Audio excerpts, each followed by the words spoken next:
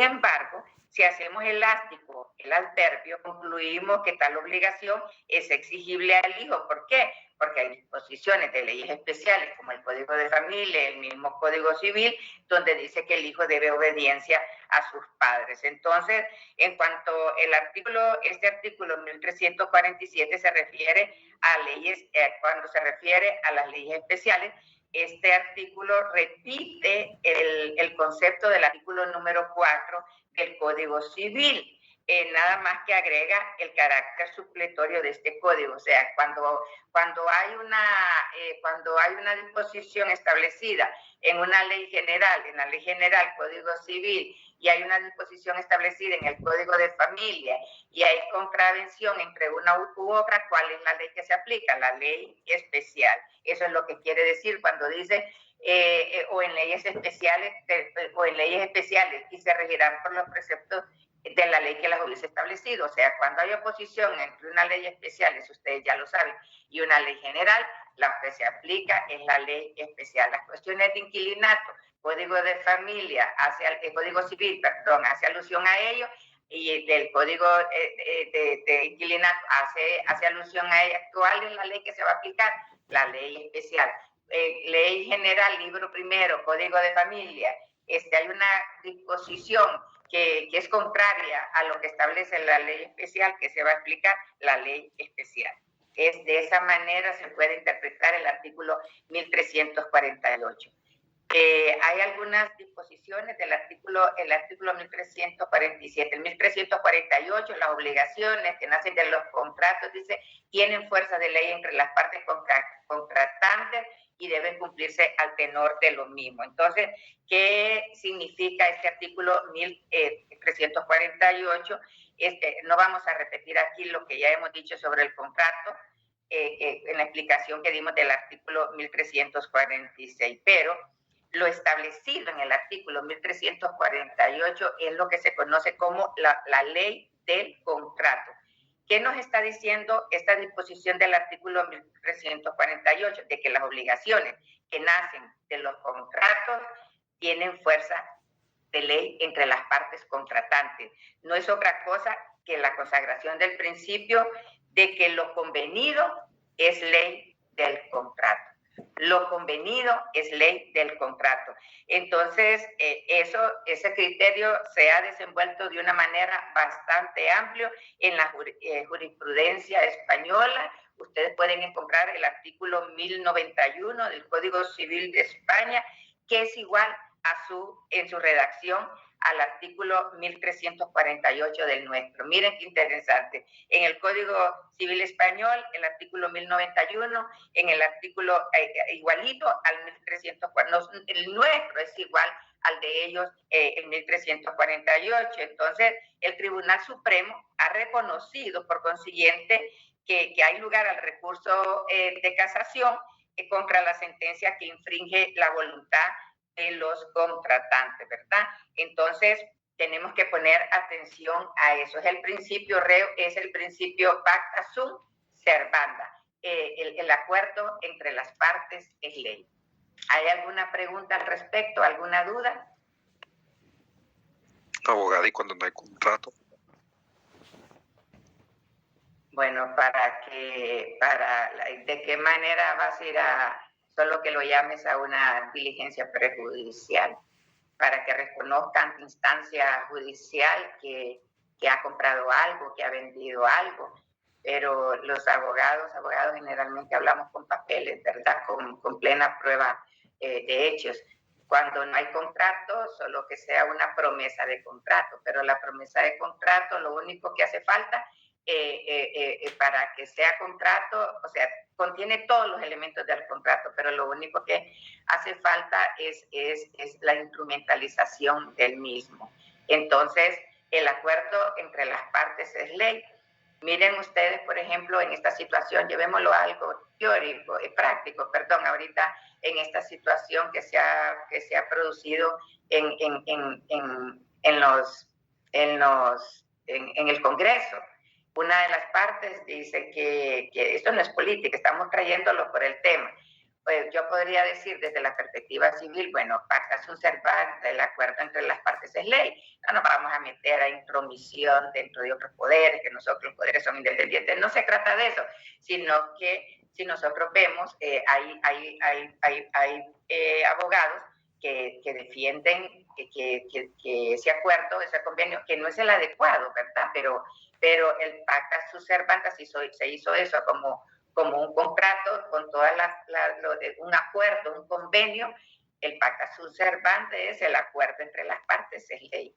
Y entonces eso se debe de respetar.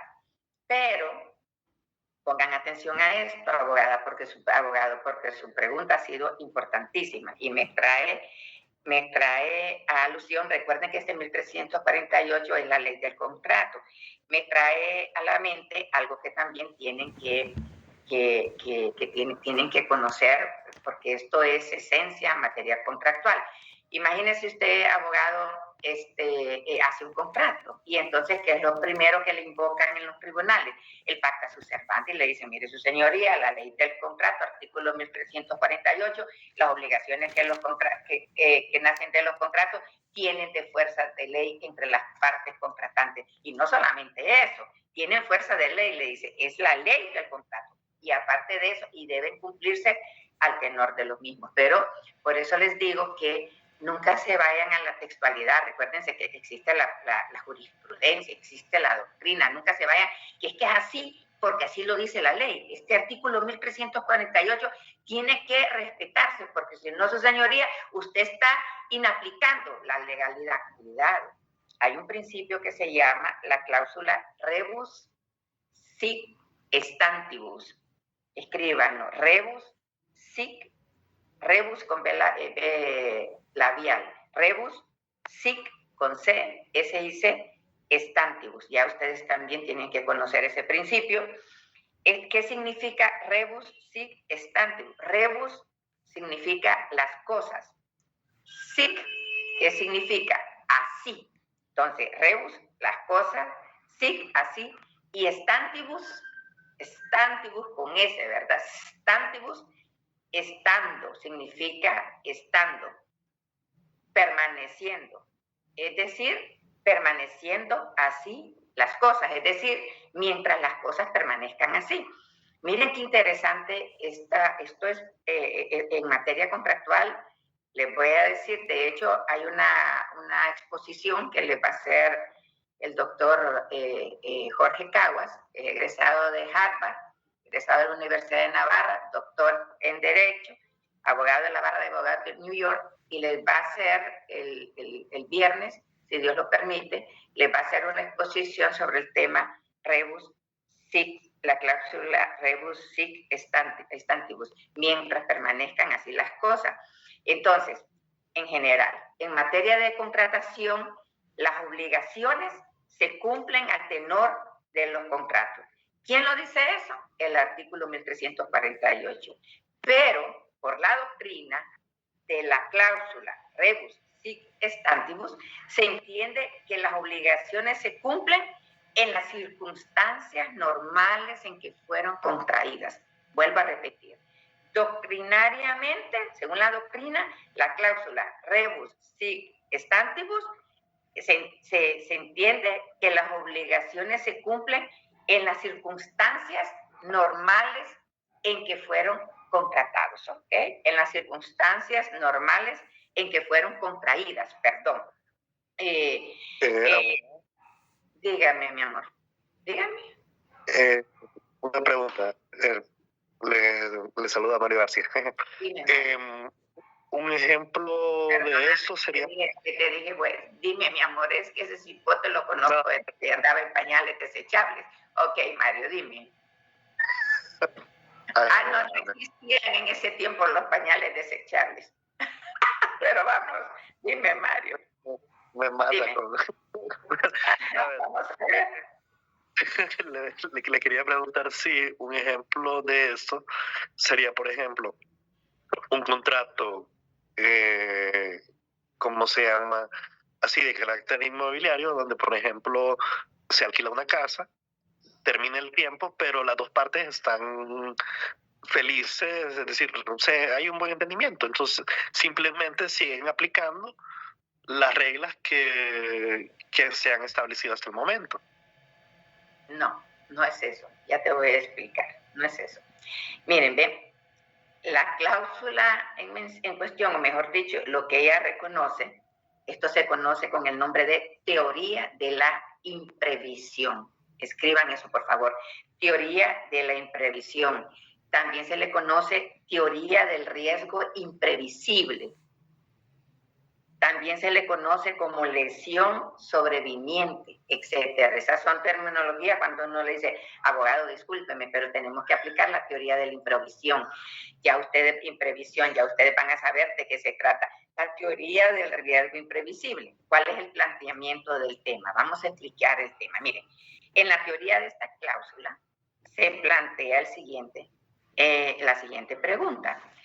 ¿Debe exonerarse al deudor de sus obligaciones pactadas en épocas normales si a la fecha de su ejecución circunstancias extraordinarias e imprevisibles hacen excesivamente oneroso el cumplimiento de su prestación? Recuerden que oneroso es caro, ¿verdad? Hacen excesivamente oneroso el cumplimiento de su prestación. Voy a volver a plantear el planteamiento de esta teoría, rebus sic stante.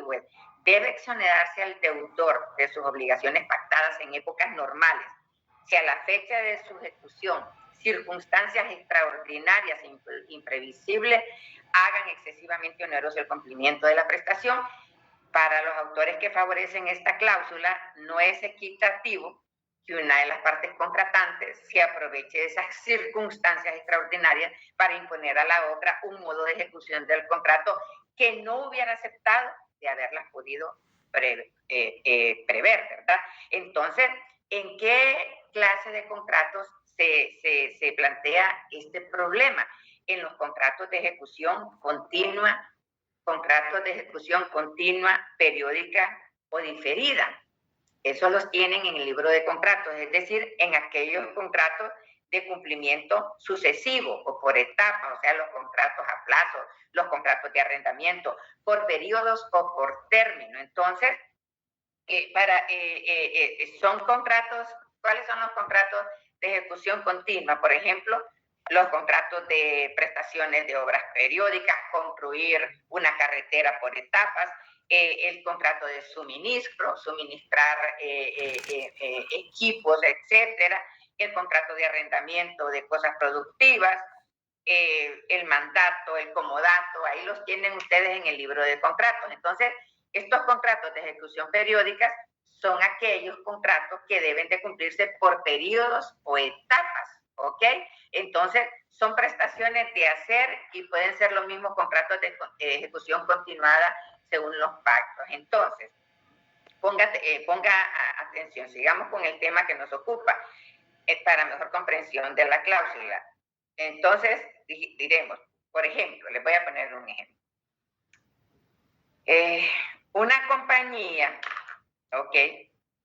compañía se obliga a construir un complejo de 5,000 viviendas en 3 etapas sucesivas, a un precio razonable fijado en el contrato.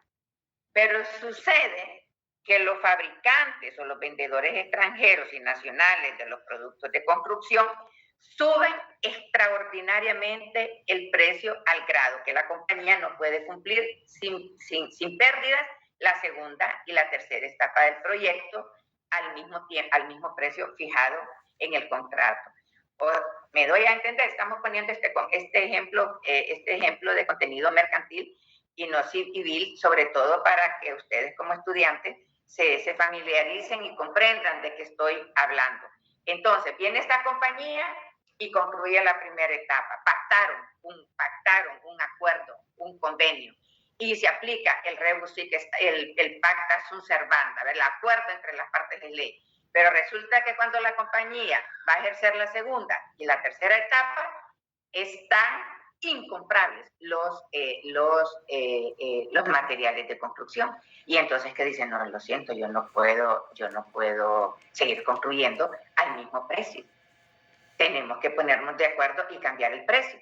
Y entonces, ¿qué es lo que dicen las partes contrarias? No, ¿y por qué? Discúlpeme, artículo 1348. Las obligaciones que nacen de los contratos tienen fuerza de ley entre las partes. Usted me termina, porque voy a vender las casas más caras y ya tengo vendidas las 3 etapas y ahora usted me sale con el chiste. No, no es que yo le salgo con el chiste, es que los materiales se fueron para arriba y yo no puedo cumplir. Pero ahí es donde viene el rebus. Sí, estántigos. Entonces, miren, hubo un caso de la compañía, creo que fue la Shell, que le vendía combustible a una agencia, a una compañía de aviación que era la Continental, y creo que ya desapareció. Entonces vino la Shell, esta compañía de combustible, e hizo un contrato con Continental Air. ¿Y qué fue lo que pasó? En el contrato, ¿verdad? Se puso el precio del combustible, etcétera, etcétera, de qué manera se iba a llenar todos los aviones, cuánto se tenía que pagar, cómo hacen el acuerdo, hacen el contrato de suministro. ¿Qué sucedió? De repente el bombazo, ¿verdad? Así como está Croacia, el bombazo de los árabes con los palestinos y los judíos, y bueno, y se ¡boom! Para arriba, como ahorita que la gasolina está incontrolable el precio. Entonces viene la compañía Shell y le dice a Continental, no, discúlpeme, yo no puedo seguir cumpliendo con el contrato. ¿Por qué? Porque es excesivamente oneroso. ¿Y qué fue lo que invocaron los abogados? El rebus sí stantibus. Yo respeto el contrato si las circunstancias en las que celebramos el mismo permanecen igual, pero si las cosas cambiaron, yo no puedo cumplir con el contrato. Entonces viene la Continental y le dice, pues me va a tener que indemnizar daños y perjuicios. Se va a la Shell y invoca el rebus sic stantibus. Entonces viene la ley y la doctrina, establece que los requisitos para que se aplique la cláusula rebus sic stantibus son los siguientes. Debe de tratarse de un contrato, ya se lo voy a dictar, de un contrato o tracto sucesivo, o sea, de ejecución continuada, periódica o diferida, ¿verdad? A tracto sucesivo quiere decir de cumplimiento sucesivo, como el arrendamiento y otros que hemos citado. Entonces, ¿cuál es el segundo requisito? Que sobrevenga un acontecimiento extraordinario, o sea, un hecho excepcional, anormal, que afecte a toda una categoría de personas situadas en idénticas condiciones. Entonces vino y ellos invocaron el rebus sic stantibus y luego dice que el acontecimiento o hecho extraordinario sea imprevisible. ¿Qué significa? Que no haya sido posible razonablemente tenerlo en cuenta al contratar, y que por tratarse de un suceso que escapa a las provisiones lógicas y ordinarias de la vida. Entonces, la imprevisibilidad es algo que no se esperaba, ¿ok? Y luego el otro requisito es que por el acontecimiento extraordinario e imprevisible, la obligación se vuelve excesivamente onerosa. Entonces viene la Shell y dice rebus sic stantibus, pero se tienen que dar todas las condiciones para que puedas invocar eso. Y entonces vinieron los abogados de Continental Air y le dijeron, no, un momentito, por favor, usted no puede, su señoría, ellos no pueden invocar el rebus sic stantibus, porque no se da el hecho imprevisible. Y nosotros no sabíamos quién en el mundo que lee no se da cuenta que el Medio Oriente pasa conflictivo cada año. No hay año que no se estén agarrando, tirándose bombas, peleándose territorio. O sea, que el combustible se va a ir para arriba. No es nada imprevisible, es previsible. Y desde el momento que se hizo el contrato, la compañía Shell sabía que se corría el riesgo de que el combustible se fuera para arriba. Y sin embargo, no se pactó en el contrato. Y al no pactarse en el contrato y al no darse la imprevisibilidad, indemníceme daños y perjuicios. ¿Quién ganó el juicio? Continental Air. Preguntas. No creo yo que no tengan preguntas, o no me he dado a entender, o no puedo creer, teniendo una pandemia, por el amor de Dios, se puede invocar rebus sic stantibus con la pandemia, miles de negocios cerrados, fracasados. rentas, créditos. ¿Qué es lo que no se ha dado con esta pandemia? Preguntas, y si no entiendes, pues vuélveme a preguntar. Escriban los requisitos. Solo vamos a escribir los requisitos. Gracias, abogada. Número 1. Debe tratarse de contratos a tracto sucesivo. Número 2. Que sobrevenga un acontecimiento extraordinario, o sea, un hecho excepcional, anormal. Eso es lo que está diciendo la doctrina. Que sobrevenga un acontecimiento extraordinario, que sea un hecho excepcional, anormal, que afecte a toda una categoría de personas situadas en idénticas condiciones, que afecte a toda una categoría de personas situadas en idénticas condiciones. Tercera, que el acontecimiento o hecho extraordinario sea imprevisible. ¿Qué significa eso? Que sea imprevisible, que no haya sido posible razonablemente tenerlo en cuenta al contratar, que no haya sido posible razonablemente tenerlo en cuenta al contratar. Es decir, que es un hecho que escapa de las previsiones lógicas, ¿verdad? Eso es lo que quiere decir el hecho extraordinario. Y la otra, que por el acontecimiento extraordinario e imprevisible, ¿verdad?, que la obligación se vuelva excesivamente onerosa. Abogada. Permítame, que el acontecimiento, que la obligación se vuelva excesivamente onerosa. ¿En qué consiste eso de excesivamente oneroso? Consiste en la mayor dificultad, ¿verdad?, que el deudor experimente en el cumplimiento de su prestación, al grado de que prácticamente le produce una quiebra económica, ¿verdad? Entonces, pero el problema, y es donde viene el análisis, está en averiguar en qué medida una prestación es excesivamente onerosa. O sea que eso es. Pregunten, por favor. A mí me llama la atención lo del tiempo. Pregunto, o sea, ¿esto entraría, este principio entraría en los contratos de larga duración o pueden ser ambos? No, le dije que son los contratos de, ¿qué le dije? Contratos de ejecución periódica. Periódica, aquellos que deben cumplirse por periodos o etapas, ¿verdad? Por ejemplo, el arrendamiento es un contrato de ejecución periódica o de ejecución continuada según los pactos. Ejecución periódica o ejecución continuada según los pactos, ¿verdad? Acuérdese, pacta sunt servanda, el acuerdo entre las partes es ley. Preguntas. Abogada, ¿me podría repetir el número 1, por favor, que no logré escuchar bien? Por favor, repítanselo. ¿Cuál es? Que debe tratarse de contratos a tracto sucesivo. Eso significa de ejecución continuada, periódica o diferida. Eso significa. Búsquenlo en contratos, en el libro de contratos. Ahí están enumerados, entre otros. Abogada. Dígame. No sé si entrará dentro de la categoría de los contratos, pero yo recuerdo que cuando fue el MICH, muchas aseguradoras, aunque algunos lo tenían previsto y otras no lo tenían previsto, que podría venir un huracán de esa magnitud como fue el MICH, pero lo miraban de aquella manera lejana, ¿verdad? Y tenían ellos en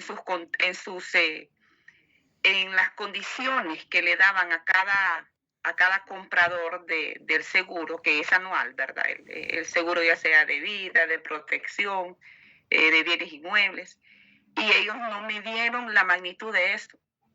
Y hubieron muchas aseguradoras que terminaron cerrando porque no podían pagar a todas las empresas, digamos, del centro de Tegucigalpa y Comayagüela, todo el desastre pues que esto acarreó. Así es.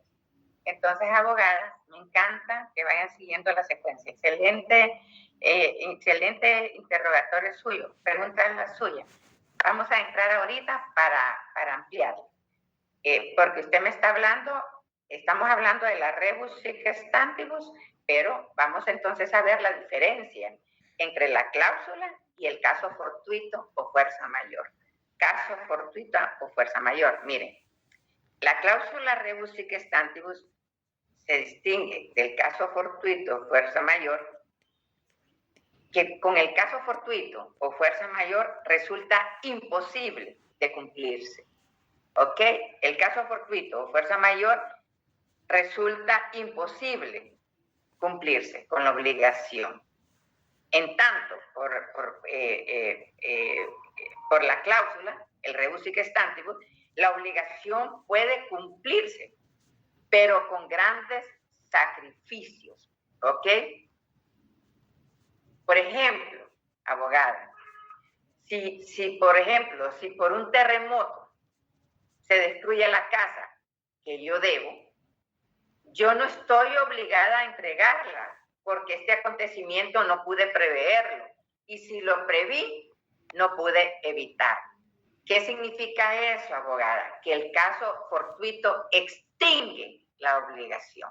Entonces, ¿qué pasó en el MIS? Y mire, mi firma parecía consultorio jurídico. Mire, cantidad de gente que le debían a las instituciones financieras, y entonces el Río Chiquito le llevó sus casas, entre ellas la casa de mi hermana, y vimos cuando el río la llevaba flotando, entera, completa, de raíz se la llevó, completa.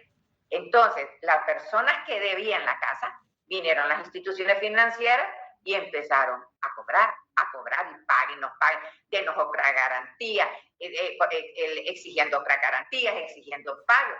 ¿Y qué fue lo que resolvimos? ¿Qué fue lo que invocamos ante instancia judicial?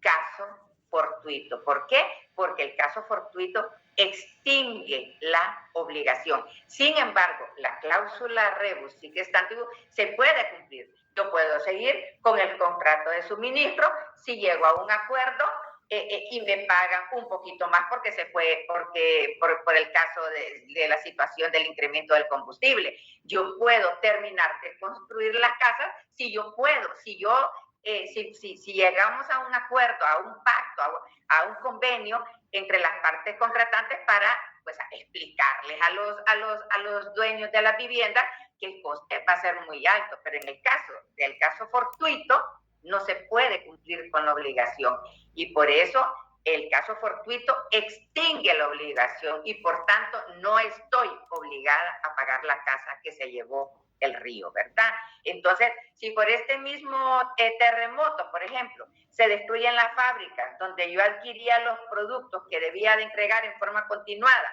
y para poder cumplir con la entrega debo de recurrir a otro vendedor que me vende los mismos productos, pero a un precio más del doble de aquel que me había comprometido, yo tendría derecho a demandar la resolución del contrato. Ya sabemos, resolver un contrato, dejarlo sin valor y efecto. Yo tendría derecho a demandar la resolución del contrato si mi acreedor no se aviene a modificar equitativamente su precio. ¿Me doy a entender? Por favor, ¿me doy a entender? ¿Les queda claro? Dígame. Y una pregunta. Y en relación justamente al ejemplo utilizado, porque generalmente cuando se hacen estas compras de vivienda, generalmente se compra primero el terreno, es decir, normalmente, y posteriormente, o justamente se puede, dentro del contrato puede estar la compra del terreno y posteriormente la construcción. Entonces, pero la compra del terreno siempre quedaría a nombre del deudor, ¿cierto? Tú dices que solo se lleva la, bueno, el MIS se llevó las casas y los terrenos. Correcto, pero el terreno no. Entonces el terreno, no, en el MIS, sí, la mayoría de las casas en donde entró el MIS se llevó la casa y el terreno. Pero en el caso de la casa tú dices, pero lo accesorio sigue a lo principal. Entonces yo sigo siendo dueña. Cuando te venden la casa, dice una casa ubicada en un terreno de tanta, ¿verdad? Entonces tu pregunta es, si se llevó la casa, pero quedó el terreno, tengo la obligación de seguir pagando. ¿Esa es tu pregunta, Mario? Correcto. Bueno, pues tienes la obligación de seguir pagando lo que estabas pagando de una casa que estaba en un terreno. Lo accesorio sigue a lo principal, pero en este caso lo principal se quedó y se fue lo accesorio. Entonces ahí tendrías que llevar, entonces tú dices, voy a invocar el rebus sic stantibus, ¿lo puedo invocar? Bueno, tienes un predio, ¿verdad? Y ese predio tiene un valor. Y tú estabas pagando, tienes que llegar a un convenio, pero decir que se extingue la obligación con respecto al valor de la casa, pero no se extingue la obligación con respecto a la cosa principal, que en este caso sería el predio, el terreno. ¿Otras preguntas, por favor? ¿Dudas? Chicos, por favor, participen. Yo me muero del aburrimiento si no me preguntan. Y miren, después no me vayan a decir en el examen abogada que quiere decir tal cosa, porque yo en el día del examen se me olvida todo, absolutamente todo. Abogada, pero también de igual manera se puede crear jurisprudencia, ¿verdad? Porque, digamos, estas casas del Prado, digamos, una residencial bien linda, que está aquí cerca de la granja, cuando uno baja hacia abajo, hay una residencial hermosa. Esas casas, inclusive, yo creo que fui el año pasado. La Maradiaga. Exacto, la colonia Maradiaga, sí. Y las casas que están colindando con el río, abogada, todavía están los portones así desgastados. Inclusive algunos tienen todavía como incrustaciones de bolsas o ramas, palos. Y me contaba una dueña de casa que vive ahí cerca que no las pueden ni vender, que ella tenía, la quería vender, se quería deshacer de esa casa y nada, y que de igual manera, que no le meten un peso a las casas por el temor a que vuelva a acontecer algo igual. Y va a volver a acontecer. Ahí vivía mi hermana. ¿Por qué? Porque esa colonia se hizo a la orilla del río y los ríos siempre buscan su camino donde han venido. O sea, esos terrenos quedan erosionados, ¿verdad? Así que bueno, por favor, están entonces, les quiero decir la posición de nuestro Código Civil. ¿Qué pasa con nuestro Código Civil con respecto al rebus sic stantibus? No contempla de manera expresa el principio de la cláusula rebus sic stantibus, pero tomando en cuenta que todo contrato debe celebrarse y cumplirse de buena fe y equitativamente, y que ningún juez puede negarse a juzgar por falta de ley, según el artículo 9 de la Ley Orgánica de los Tribunales, entonces sí puede un juez fallar la cláusula rebus sic stantibus y se aplica ¿qué principio? El principio de la buena fe, el principio de la equidad natural, que van sobreentendidos en todos los contratos, ¿verdad? Tal vez tenemos jurisprudencia ni positiva ni negativa, pero ya hay jurisprudencia sobre la cláusula, ¿verdad? Pero les voy a decir, cuando les dé la conferencia el viernes, que tiene un puntaje, porque van a hacer un resumen,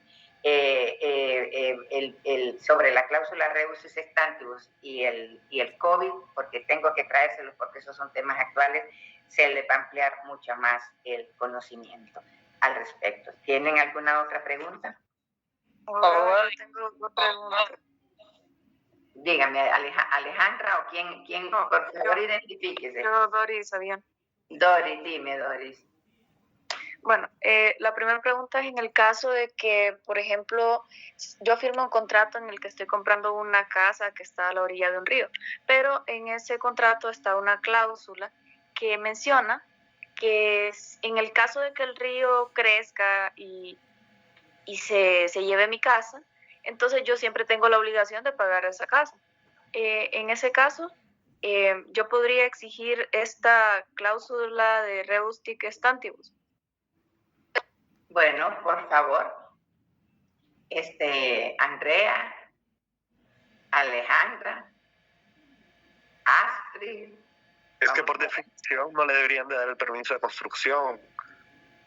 Entonces se debería de permitir que el vendedor justamente vendiera esa casa para poder crear dicho terreno. Bien, Entonces, la abogada, sí, gracias Mario. La abogada ha hecho una pregunta bastante interesante. Abogada, pero creo que no se podría porque incumple los requisitos. Permítame, vamos a ver, muy bien, abogada Abril, pero te voy a decir algo. La abogada ha hecho una pregunta y creo que con las explicaciones ustedes ya tienen la capacidad para poder aclararla. Dice la abogada, yo compro una casa, abogada, a la Riviera del Río. Y resulta que dentro del contrato de compra-venta establecemos una cláusula donde dice que si en caso de que el río se salga de su cauce y se lleve la casa, yo voy a seguir, voy a continuar, debo continuar pagando lo que queda o lo que no queda de la casa y el predio. Entonces, apliquemos, ya tenemos el rebus sic stantibus, ya tenemos... Porque tiene la obligación a pagar ese por daños y perjuicios. O sea, entiendo que esa es esa cláusula. Eso es lo que entendería. Alejandra, le está poniendo una cláusula a la deudora. Ajá. Que si la casa se la lleva, si el río se sale de su causa y se lleva la casa y el predio, le dice que ella se queda con la obligación de seguir cumpliendo con la obligación, pagando la casa. Entonces, traigamos ahora a lo jurídico. No piensen, yo creo, yo pienso, yo considero, no abogados. No es lo que usted cree, ni lo que usted piensa, ni lo que usted considera. Es lo que la ley dice. Entonces, tenemos que cambiarlo el chip. El chip tiene que ser diferente. ¿Qué análisis jurídico? Vamos a ver. Tenemos el pacta sunt servanda y tenemos el rebus sic stantibus. Y tenemos las cláusulas del rebus sic stantibus. Entonces, analicémoslo. Vamos a ver, Alejandra, ¿cuáles son las condiciones? Vamos a ver. Bueno, los requisitos, bueno, sí es una modificación extraordinaria de las circunstancias como tal, pero no, honestamente... ¿Qué extraordinario hay ahí? Acordate, hay una cláusula. Entonces, la primera pregunta que nos debemos hacer es, si aplicamos la pacta sunt servanda, nos preguntamos, ¿es lícito poner en un contrato? No, no es lícito. O sea, eso es una jugada horrible, pero, o sea, el problema fue la persona porque no es... Es que no se podría abogar. Porque hay una alteración realmente de las partes. O sea, y justamente aquí podríamos entrar en esa cláusula que usted había mencionado, la cláusula que se pretende que estas dos partes se vean en igualdad de condiciones, y entonces no hay una igualdad de condiciones. Entonces hay un abuso mediante la modificación de ese contrato. Una cláusula leonina, así se le llama esa cláusula, una cláusula leonina se le da esa. Entonces, como usted menciona, esa cláusula como tal, en este caso sí entraría creo que entra en la cláusula rebus sic stantibus, porque al fin de evitar que esa excesiva... No, espérame, Alejandra, espérame. Dice que entra la cláusula, pero dime qué elemento de la cláusula estás aplicando para que emitas ese criterio. ¿Qué elemento estás aplicando? Que las dos partes se vean en igualdad de condiciones aquí. ¿Hay una cláusula que diga eso? Vamos, chicos, ayúdenme a la posibilidad que surja. No hay abogado. Abogada, es que desde el momento que la persona puso eso en el contrato, ya sabía de que iba a suceder un hecho extraordinario. Entonces, obviamente, no se puede aplicar. Pero eso es un hecho... Porque uno de los requisitos es que sea impredecible. Escuchen, ¿eso es un hecho extraordinario o es un caso fortuito? Por favor, ¿qué es eso? ¿Un hecho extraordinario o un caso fortuito? Recuerden que el caso fortuito extingue la obligación. Y acuerden que con la rebus sic stantibus se puede seguir cumpliendo con la obligación si las partes lo pactan. Y si una de las partes demuestra que es excesivamente oneroso, puede perfectamente exigir la resolución del contrato. ¿Por qué? Porque una parte se está beneficiando respecto a la otra de estas circunstancias imprevistas. Entonces, por eso le digo que sí aplicaría. Entonces, ¿en qué quedamos, Alejandra? Vamos a ver, Alejandra, me encanta. Yo utilizaría, o sea, yo diría, se tiene que aplicar esta cláusula y ¿Cuál es la cláusula rebus sic stantibus? Alejandra, el rebus sic stantibus. Ahora está bien. Dice Alejandra, te estoy enseñando cómo se contestan los exámenes. Y me encanta. Alejandra dice, voy a invocar la cláusula rebus sic stantibus mientras permanezcan así las cosas. Muy bien. Ahora dime en qué vas a fundamentar esa invocación. Bueno, perfectamente. La fundamento que es un caso fortuito, ¿verdad? Porque es un hecho de naturaleza que está con algo completamente deliberado. O sea, ahí no está a la mano del hombre, no fue una situación, fue un desastre. Es un caso fortuito. Fortuito. Bueno, porque es un hecho de la naturaleza, algo imprevisto, algo que nosotros no podemos, no fue una situación. Entonces, eso imposibilita la realización de la obligación como tal.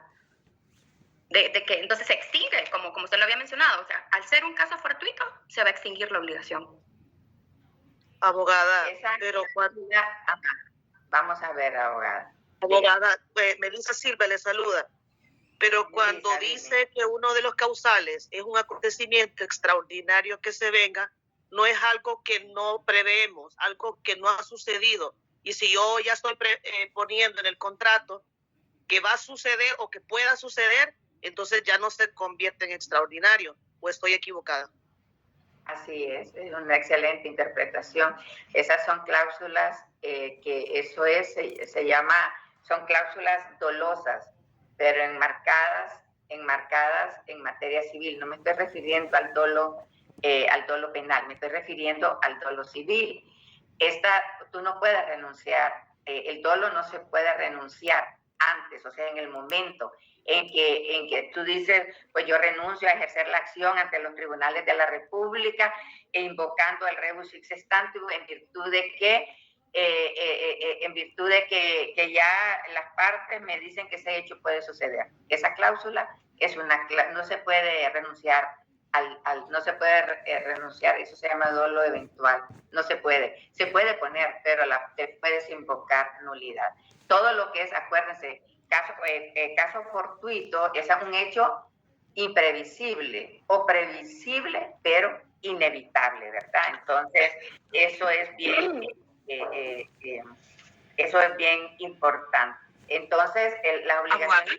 Dígame, amor. Fíjese que recién una amiga compró un terreno aquí en Las Casitas, a la orilla del río de Mateo. Más arriba está Ciudad Mateo, las casas aquellas que nunca se habitaron, ¿verdad?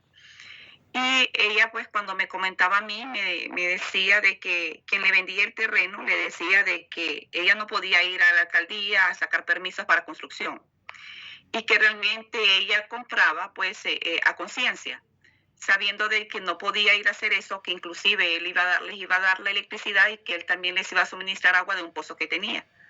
Aún cada persona con la que el dueño de cada terreno que vendió, él les puso eso, los terrenos se vendieron. Y, o sea, digamos, y está en una zona pues que realmente hay este río y la gente tiene que utilizar pues las aguas negras y todo lo demás. Y en ese caso, que llegara a suceder algo, al ellas acortar... Si es un caso de fuerza mayor, abogada, de caso fortuito, pueden perfectamente invocarlo. Si es un caso de caso fortuito, la obligación se extingue, ¿verdad?